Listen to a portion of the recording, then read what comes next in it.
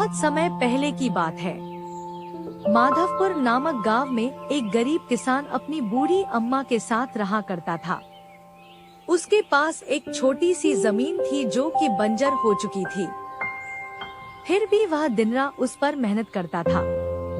मोहन बहुत ही मेहनती और ईमानदार था।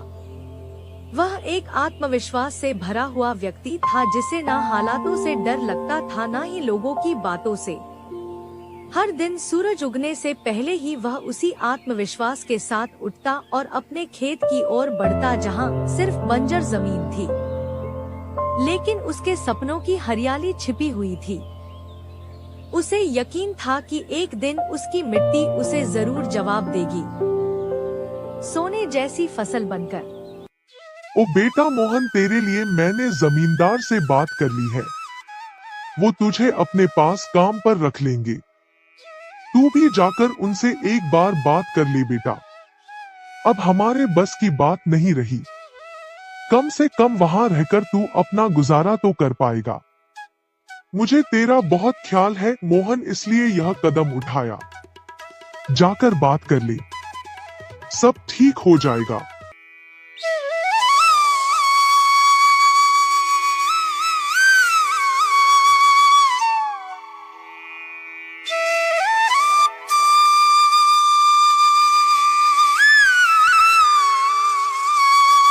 अम्मा, तुमने क्यों बात की वहाँ? मैं नहीं जाऊंगा। हमारा खुद का खेत है तो मैं दूसरों के पास क्यों काम करने जाऊं?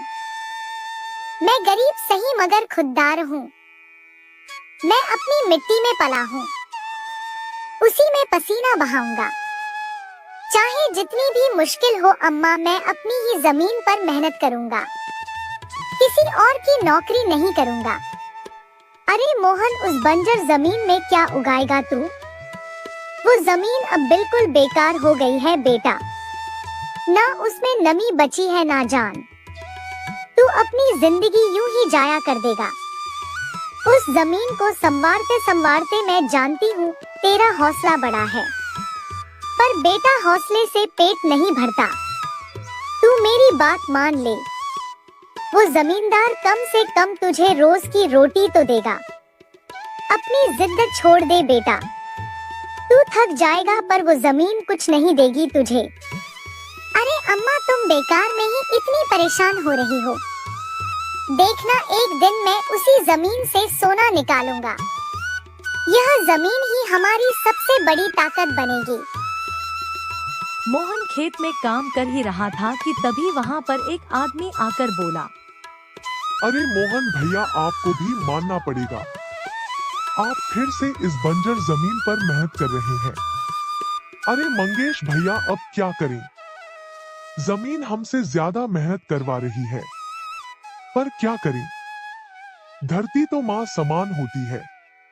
जैसा वह चाहे वैसा ही करना पड़ता है। कभी सख्त हो जाती है, कभी चुपचाप सब सह लेती है, कभी बीज को छुपा लेती है तो कभी उसे जीवन दे देती है। हम तो बस उसके बच्चे हैं जो उसके हर रंग को अपनाना जानते हैं। थक तो जाते हैं भैया, पर जब मिट्टी की खुशबू आती है ना तो सारी थकान उतर जाती है। उम्मीद है यह माँ हमें खाली हाथ नहीं लौटाएगी। बस थोड़ा और सब्र, थोड़ा और विश्वास। आप जैसा मूर्ख तो मैंने आज तक नहीं देखा भैया। क्या सोचते हो आप? दुनिया कहां से कहां पहुंच गई और आप अब भी उसी बंजर जमीन से उम्मीद लगाए बैठे हैं। मोहन के पास उस आदमी की बातों का कोई जवाब नहीं था। वह वहां से अपने घर चला जाता है। जब दोपहर को मोहन थक हार कर घर पहुंचता है तो देखता है कि माँ बुझे हुए चूल्हे के पास चुपचाप बैठी है। क्या हुआ अम्मा? तुम ऐसे क्यों बैठी हो? खाना क्यों नहीं बनाया? क्या बात है?